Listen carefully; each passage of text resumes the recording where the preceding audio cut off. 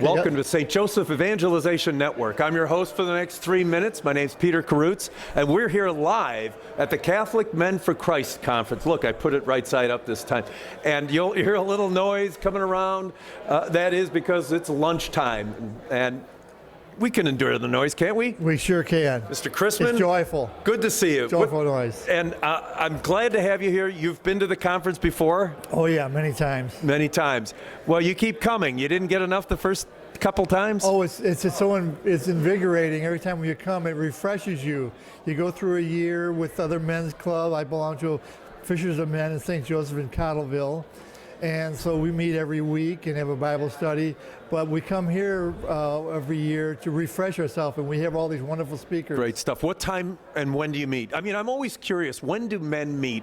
I know when our group, we get together at 6 o'clock in the morning on Saturday. No other excuses then. But when does your group meet? For years, I've had people ask me to do Bible studies in the morning. I'm not a morning person. So when St. Joe said we have a 7 o'clock on Thursday evening, I said, I'm in. That's it. And so it's been for the last 2.5, 3 years almost now. See, I'm fortunate. I get up early and I go to bed late, so it's all good.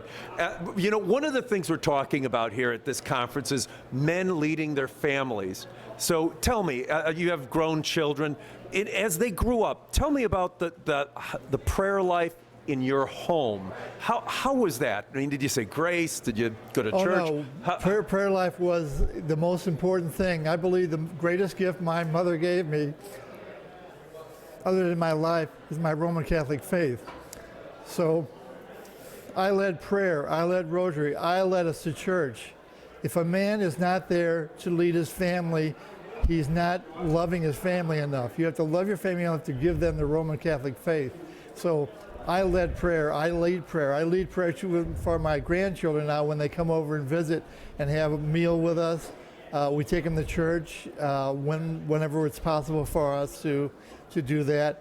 But men have to lead their family. If they love their family, they have to love their children enough to lead them to God. Absolutely. Deacon Larry, who had a talk just before this, he was here at the table, and we had a little conversation off to the side, and he said that fathers need to affirm their children's faith, certainly the boys, girls too, but he also said other people need to affirm them as well. It's, you know, we parents can lead by example, but we need others in the lives of our children to do so. Were there other people in the lives of your children that, you know, reinforced this life of prayer and Catholic faith? My daughter went to KU in Kansas City, or over in Kansas, had a wonderful priest at St. Lawrence was college, and he brought in vocations every year, never a sister.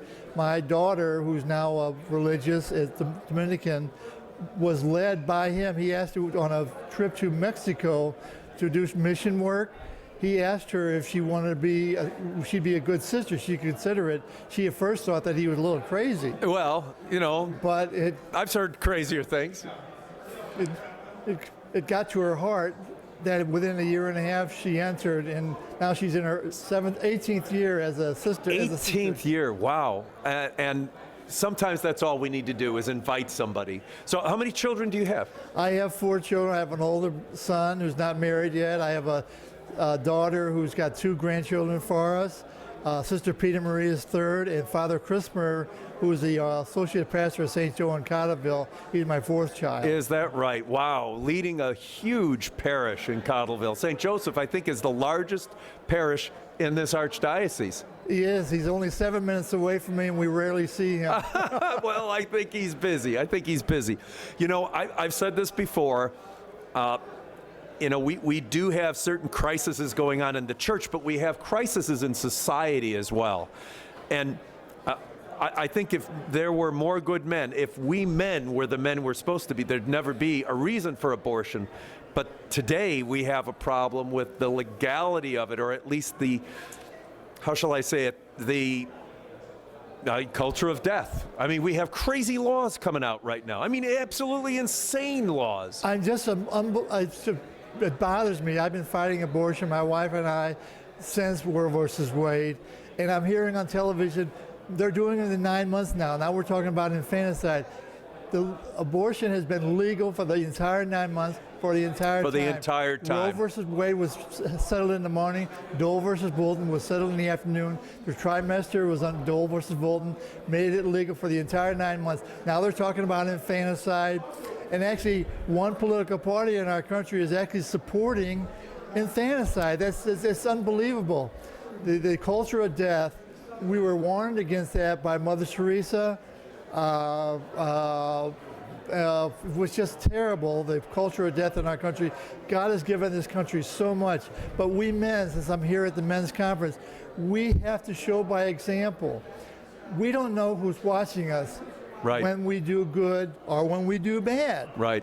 And so we have to always be conscious of the fact that people are watching us, and by example, we can lead people to God. Absolutely right, and it is by our example. And the quote that when you said Mother Teresa, what came to mind is, there is no country so poor as the poverty of a country where mothers kill their children, and that hits the just Absolutely.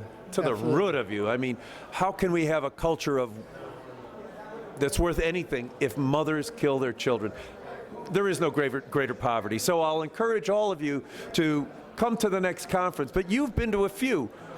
Can you give us a word of encouragement? If you are thinking of coming to the conference, why should they come? You should come because we have great speakers. We have a camaraderie. You'd be surprised how supportive men can be of other men. I love when we have Mass at 4:30 this evening, how the men will be singing together. I got it. I have a terrible voice.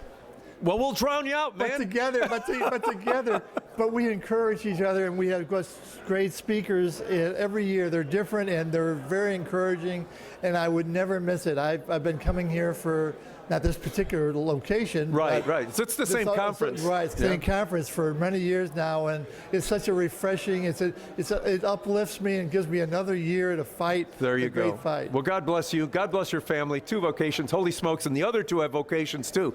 Our vocation to the single life or to the married life is important as well. Those are You vocations. know, where do good priests and nuns come from? Good Catholic families. That's Thanks right. for being a good Catholic family. We're here at the Catholic Men for Christ, and this is SJEN.TV. That's where you'll see this interview and many other lectures and commentaries and a way to learn and bring your heart closer to Christ. We'll see you soon. My name is Peter Karutz, SJEN TV. God bless you all.